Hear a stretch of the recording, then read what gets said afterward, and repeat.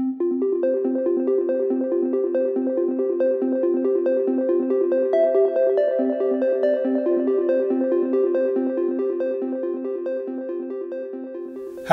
my name is Tao Lang. Welcome to the webinar. I'm the product manager of the WinPath network processor at the Communication Business Unit of PMC. Today, I'm going to talk about the 4G LTE mobile backhaul. And more specifically, want to look at the challenges of the 4G mobile backhaul and the potential solutions in responding to those challenges. Let's begin with the 2G and the 3G infrastructure today. Today, carriers have built a packet switch network to replace the traditional circuit switch network, such as SONET SDH for mobile backhaul. The packet switch network is carrying 2G, 3G traffic from cell site to a central location called RNC, the Radio Network Controller, or MSC, the Mobile Switching Center. From there, the traffic will be further processed and forwarded. One important note about 2G, 3G backhaul is the hub or star topology. The base station traffic is aggregated at the cell site by a switch or router, and then transported back to the central location through a point-to-point connection. Such point-to-point connection can be easily emulated on a layer 2 network using pseudowire technology. That's why layer 2 networks like MPLS is very popular today. A lot of carriers are deploying layer 2 networks for mobile backhaul. For example, China Mobile is deploying a PTN network, a packet transport network. This is based on layer 2 MPLS technology. Now let's take a look at how things are changed and becoming more difficult when we move to the 4G LTE. So we all know that the world is moving towards LTE, and it is happening right now. But why? Well, the ever-increasing data rate is probably the main reason. As you can see from this diagram, all those smartphones and the tablets are generating tremendous amount of data and pouring them into network, many of which are into the mobile networks. Study also shows that LTE users generate 19 times more traffic than non-LTE users. So only LTE can handle such big data. Therefore, LTE is the answer for the data rate problem. The very first challenge faced by the carriers is to increase the backhaul capacity to support this high bandwidth of LTE traffic.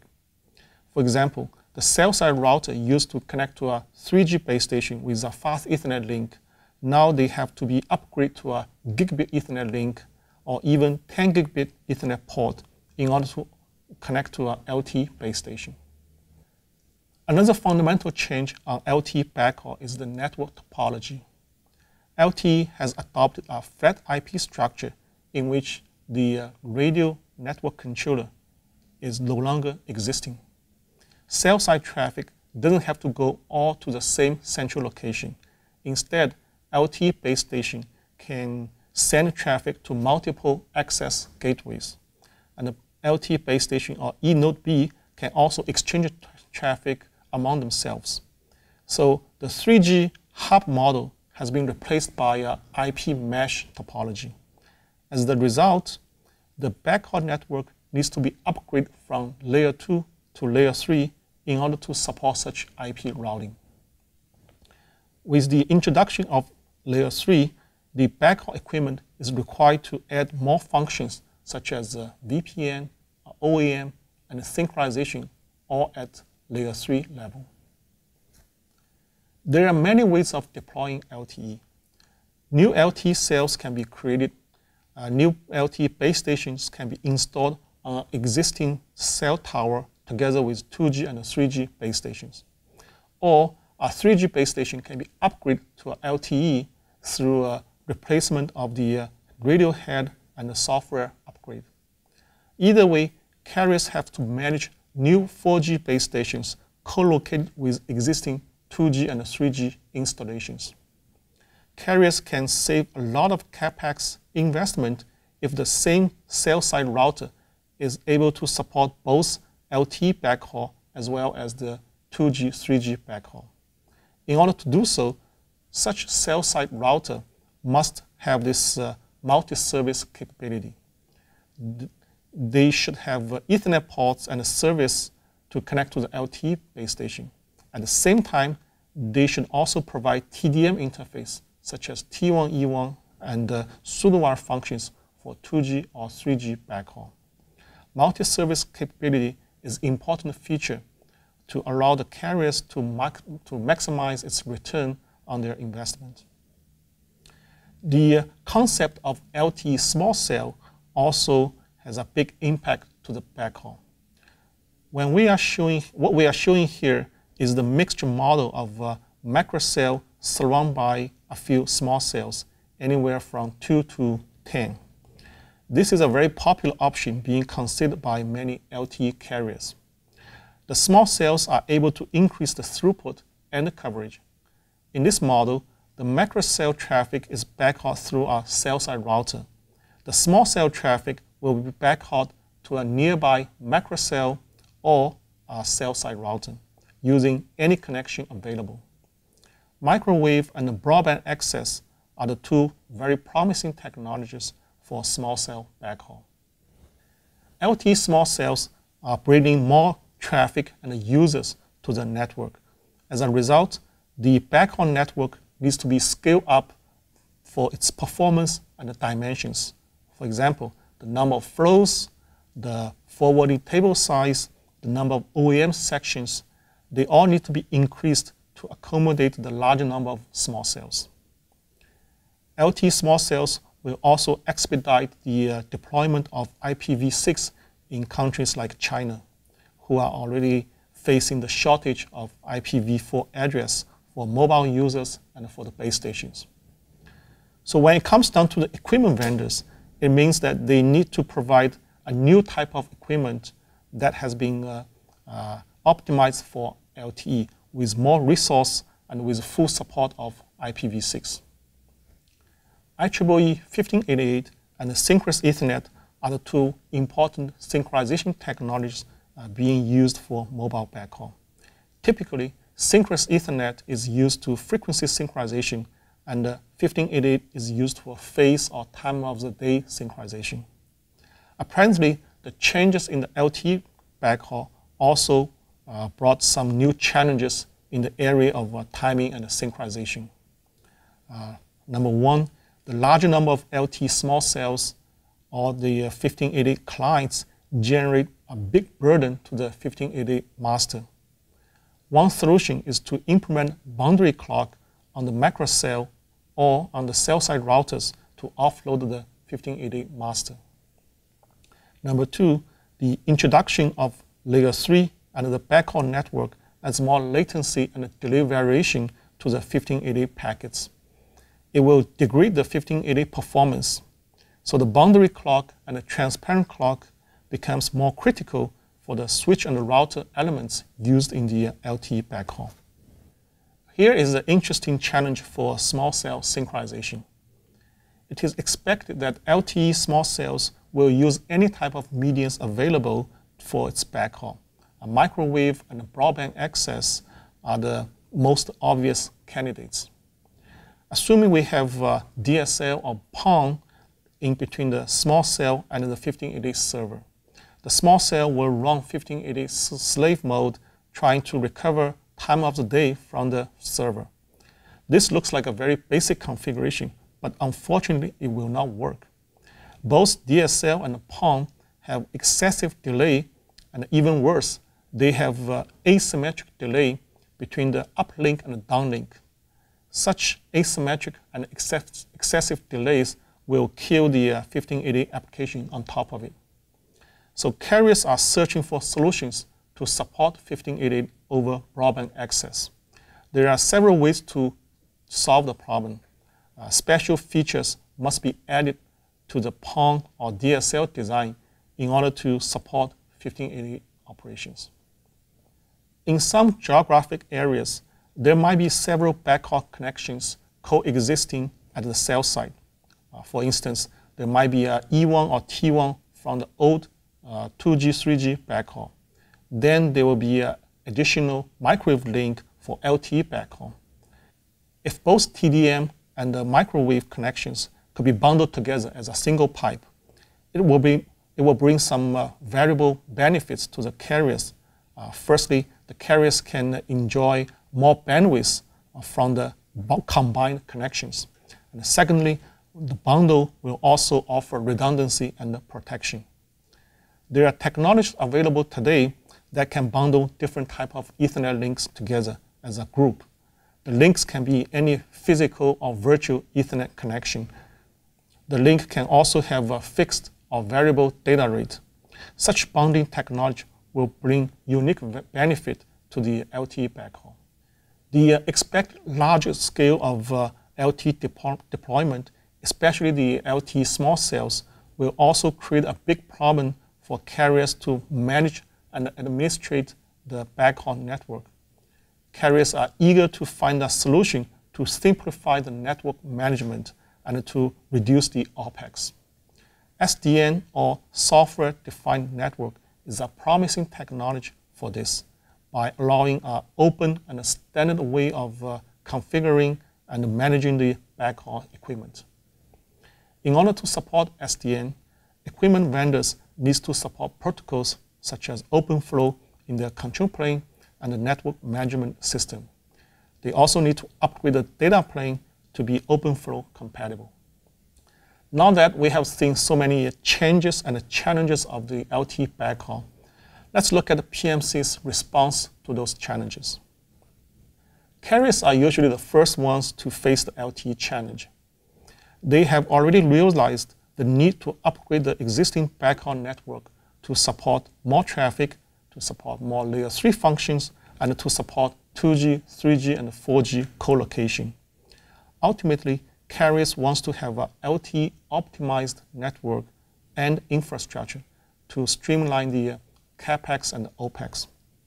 Such pressure will no doubt be pushed on to the system and the equipment vendors. They must supply to the carriers with a new type of equipment optimized for LTE, such as high performance, more layer 3 functionality, SDN compatible, better 1588 features, and so on. Meanwhile, equipment vendors also have its own challenges. They have to provide a wide range of products from fiber backhaul, microwave backhaul, and carrier Ethernet switch routers.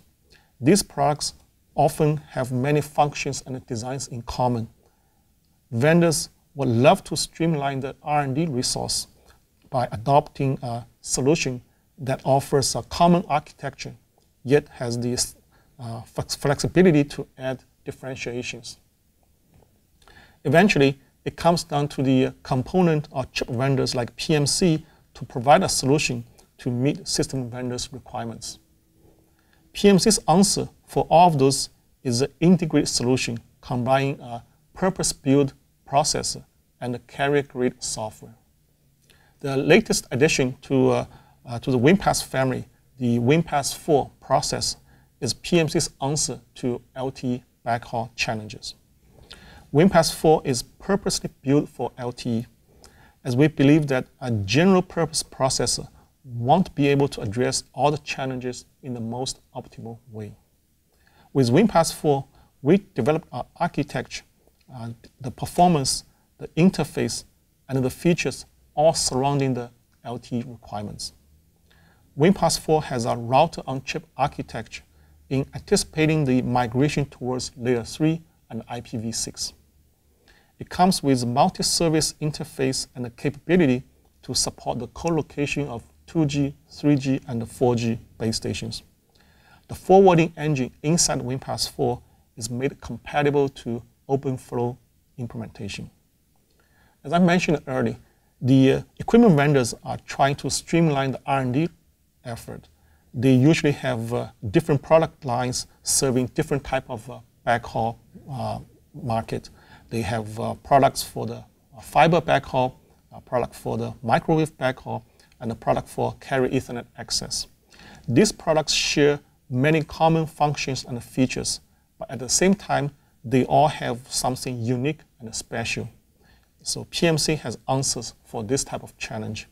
First, we provide a portfolio solution where we have multiple devices optimized for different level of performance and power requirements. We have extremely low power device targeting 3 gigabit CEP applications. We also have high performance device up to 40 gigabit performance. All of them share the same architecture and software. Secondly, we provide a flexible solution that allows differentiation. Customers can reuse common software across product lines and then add application-specific features or their own secret sauce through software programming. Here is a quick look of how WinPath 4, the latest mobile backhaul processor from PMC, answers some of the key challenges we just discussed. We know that LTE backhaul will require layer 3 support due to the IP mesh topology. That's why WinPath 4 has built-in router to support the layer 3 routing, layer 3 PTN, and layer 3 VPN. It uses hardware accelerator for layer 3 lookup and IPv6 acceleration.